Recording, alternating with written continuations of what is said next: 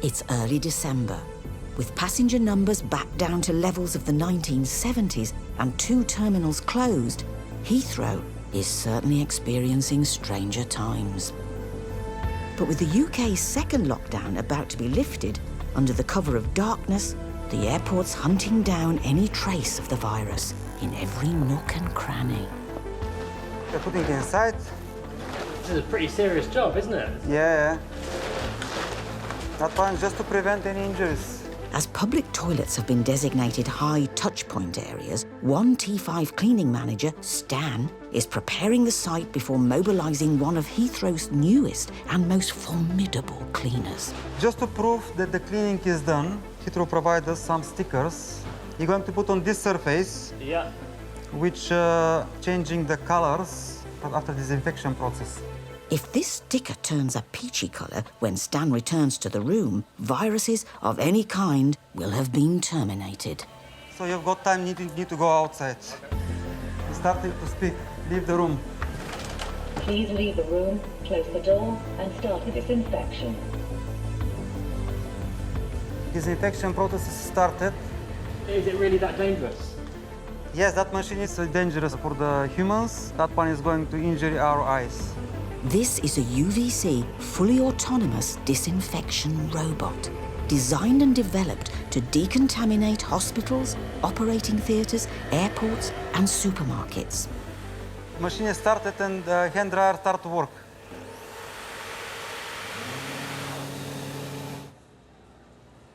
When the machine going to the toilets, all the toilets is going to be flushed. Gliding to sultry sounds of what sounds like Sinatra, the robot shines ultraviolet light from powerful lamps. UV light comes in 3 categories. UVA and B gives us a tan, either from sunlight down the beach or low-powered lamps in tanning salon beds.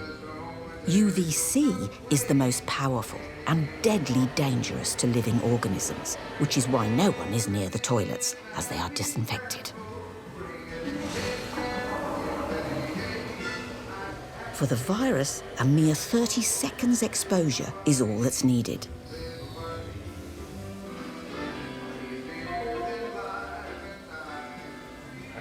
Okay? So this is the level enough for disinfection. To be 120% sure, Stan swabs. Now you're going to check the results from the area. Cross the fingers. The results are 0. So that one is a perfect disinfection. She might not look as intimidating as Arnie, but Victoria, dubbed the COVID killer, has a 99.99% success rate. It's hasta la vista to one set of labs and on to the next, guided by Stan. Like a normal luxury toy. A 70 grand luxury toy. Heathrow has enlisted 4 of these cutting-edge cleaners to support the new hygiene teams as they clean the 236 toilets in both terminals every night. The war on COVID is on. With a full battery, Victoria can disinfect 3 football pitches of space before returning automatically to her docking station. And after a quick recharge, she'll be back. Good night, Victoria. Good dreams. See you tomorrow. As morning breaks, Heathrow will need every inch of the airport's spick and span, because today the government has announced lockdown is over and the UK is now in tears. The airport is bracing itself as foreign travel is back on the cards. Please keep your distance and wear a face covering at all times. Should we pull your mask up, please? Ladies and gents, can we just make sure we leave a little gap between you and the next passenger, please? Just a little bit, OK? For customer service manager Demi, it's back to a bit of bustle. Okay, straight down the far end, zone A. No problem. The influx of passengers isn't just because the UK has relaxed its rules. 70% of destinations around the world have eased their travel restrictions, which means people are beginning to resume their lives. Why are you travelling today? My family actually all live in Canada, so this will be my first time seeing them since last year. Well, my partner's in Hamburg, so I'm going to see him. Literally haven't seen him in like 3 months. We've come from Wimbledon in South London and we're going to the Maldives. We booked it probably like 8 months ago now, so we're very happy to hear Boeing say back to the tier system so we can get away. Ladies and gents, can we just make sure we keep a little gap between each passenger, please? Is that okay? In terms of the travel experience today, I mean, it's carnage. I think the staff are doing their best. Just a little gap in between you, just a little bit of social distancing, okay? How would you describe it at the airport today? I mean, it is a bit busy. Pretty busy. That's the busiest I've seen it before, so... To me, this doesn't look massively quieter from usual this time of year, but yeah, it's definitely a lot busier than I expected. When passenger demand suddenly dropped at the beginning of the pandemic, Terminals 3 and 4 were closed, and the majority of airlines moved to Terminal 2. There's now over 75, resulting in sudden swells of passengers at departures. Ladies and gents, can you just make sure there's a little gap in between you and the next passengers, please? Just a little bit, please. Thank you very much. Pre-COVID, it's fine, it's just busy. That's the way I'd see it, it's busy. It doesn't matter, as long as there's no health and safety risk. In the new world, it's about social distancing. It may not be business as usual for the airport, but for those who are able to travel, clawing back a touch of normal life is worth it. If you can get away, why not?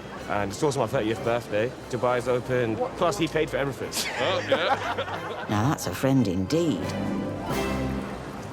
With any luck, the birthday boy and his chums will be travelling on board the Emirates' signature A380, the largest passenger plane ever built. Like it or loathe it, the 853-seater flying whale, as it's sometimes called, is always a sight to behold for aviation fanatics. But today, it plays second fiddle to those allowed to travel to the airport with their cameras and logbooks. Today at 12 o'clock, hopefully, there will be the last, I think, commercial 747 going out of Heathrow, and that should be absolutely wicked to see. We've come down to say goodbye to the iconic Queen of the Skies. The pandemic has expedited the modernisation of many airline fleets. For BA and Virgin, that's meant the early retirement of the world's most beloved aircraft, the Boeing 747. Affectionately known as the Jumbo Jet. I haven't seen any of the other retirement flights. I didn't see BA's one, and I had to beg my dad to come today. And here we are. I'm so happy. So I've been an aviation fan ever since I was a little girl. My favourite aircraft is the 747-400. So yeah, it's just nice to see everybody here to give her a proper send-off. And for fellow 747 fans holed up in their Tier 3 homes, there's no need to worry about missing this historic moment. Jerry's here. Right, here we go. Morning, folks. Something special happening today. We have GV Ross, formerly English Rose, now Forever Young, due to go out around about midday. Jerry Dyer is a household name in the plane spotting game. I've got the iPad here running Facebook. I've got my phone running Flight Radar. Obviously, I'm filming, reading comments out, there's quite a lot of stuff going on, you know. As a one-man broadcasting band, Jerry beams live footage. Easy, son, easy. Along with a running commentary. These things gulp 1.2 tons of air a second when they're taking off. From airports around the world, direct to hungry aviation addicts. We've got members from all around the world. Prague ATC, Dave's tyre shop. Good day to you. The former car dealer / interior shutter specialist turned his plane spotting hobby into a full-time career. Slap that one down a bit. And is now relied upon by over 500,000 followers to capture what's going down on the runway. That's the kind of shot we want to see coming back to Heathrow, just full of aeroplanes. But history is calling and the pressure is on. A lot of people are watching. You get the shot of the 747. What's that like? The pressure for me personally, I'll lose sleep over it. She holds a very, very special place in everybody's hearts. I just want to bring the best coverage I can to everybody watching. But there is a fly in the ointment. Air traffic control have just confirmed Forever Young will be taking off on the southern runway. But Jerry and his fellow enthusiasts are situated beside the northern runway on the other side of the airport. OK, so 27 left for now. He tried everything. We'll try for link 13. And with Forever Young's captain unable to pull any strings from the flight deck, let's hope the crowd have their super telephoto lenses with them. It's going to take off from the other runway. So we're going to be pushed to see it up close. That's really disappointing, actually. Really disappointing. Are you still going to be able to see it? Well, you'll be able to see it over there. But Jerry Dyer never says die. Departures are on the southern runway today. Normally, under these circumstances, they taxi that side. The plan is, folks, I've spoken with the pilot. They're just putting the request in now to try and get that northern taxiway approach to the runway. If that works, then she'll come up towards us. We'll get to see her in all her glory. Whether it's going to happen or not, we don't know.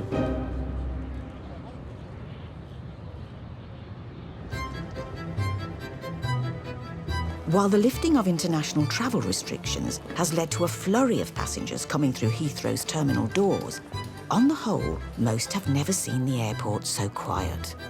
Did you guys need a hand? You sure? But in one department, they're busier than ever. I've got this shipment here that an agent wants to come and collect in the next 45 minutes, I've told him. So I need it done on priority now.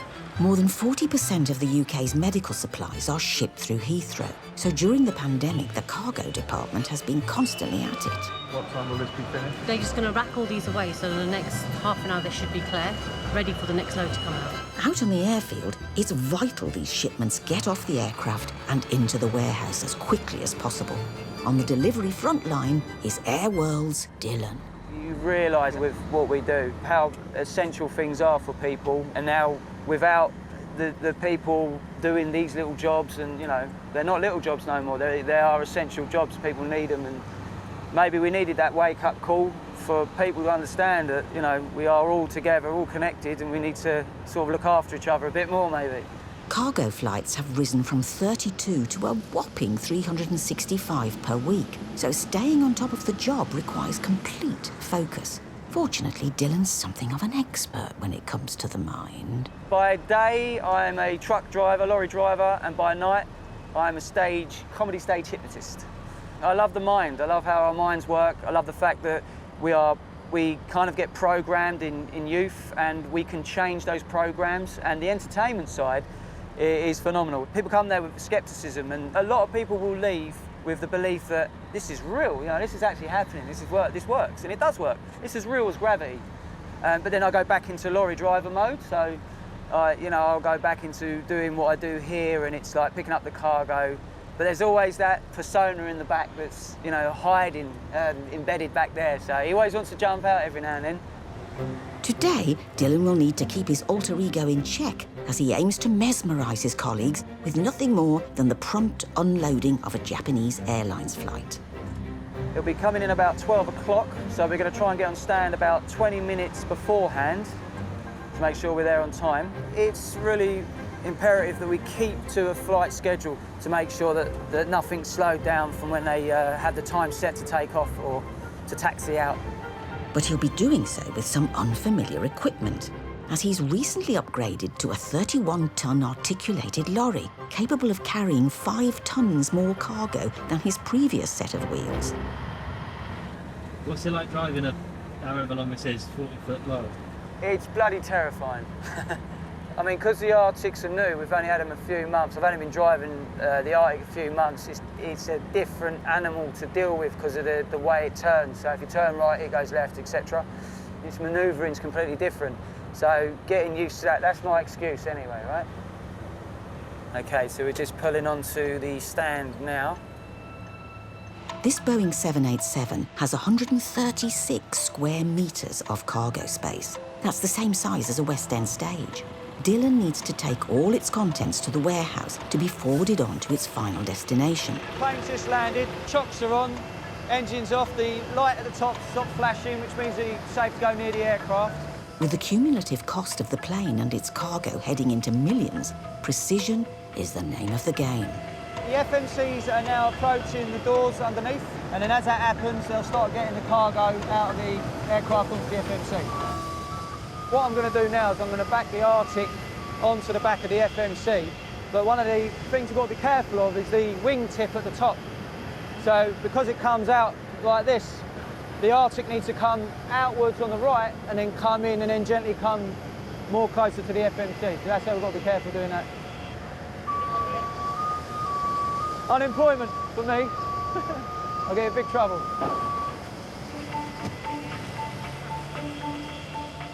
Dylan will now need to use all his powers of concentration to manoeuvre his new 40-foot lorry into position. Oh well, I hope I don't hit the plane now. You and everyone else, because a replacement wing costs around £50 million. That would be a tall order to earn, even for the likes of Darren Brown. Oh, thank you, Stuart. Thank you, thank you.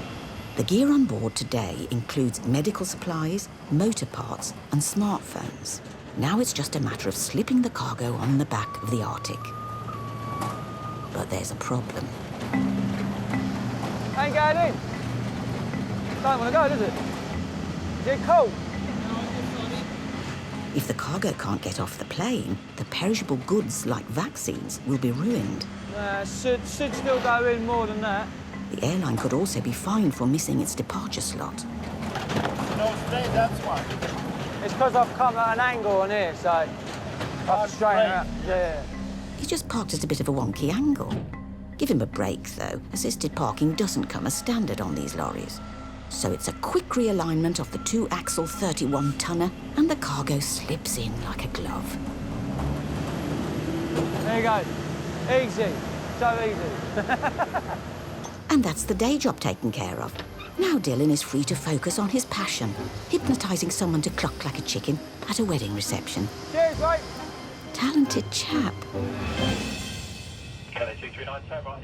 Pop down to Heathrow at any point over the last half-century and you'd be hard-pressed not to see a Boeing 747. But today, Heathrow is about to wave off the last of the British jumbo jets. The Queen of the Skies made her first appearance here in January 1970 with a Pan Am flight from New York. Shortly after, the number grew in abundance, opening the floodgates to affordable long-haul holidays for all. Virgin's love affair with the iconic jet began in the 1980s after a cancelled flight led Richard Branson to call up Boeing and rent his very own 747. Maiden Voyager was the first of 30 jumbos that the airline went on to fly for the next 36 years. But today, the cost of maintaining an ageing fleet, along with giant leaps in engine fuel efficiency, has meant that the four-engine jet is no longer sustainable. And so with a heavy heart, Virgin's affair is coming to an end. It is a sad day for everybody here at London Heathrow to see this 747 going out. Hoping to broadcast the historic moment for aviation fans around the world is Jerry Dyer. There are people all over here, lots of cars here, probably more plane spotters here than there are people staying at the hotel, it has to be said. The only problem is Jerry and the onlookers are stood beside the northern runway and the jet is due to take off on the southern, on the opposite side of the airport. We have requested that she taxis up this taxiway here. It's really down to whether or not these guys at London Heathrow give the go-ahead. But anyway, back on with the show. If Jerry can't get his request through, there will be nothing to see but the top of a tail fin. Matty Tate confirming she's on radar. Neil Schwart, good day to you. Kevin Henry on radar.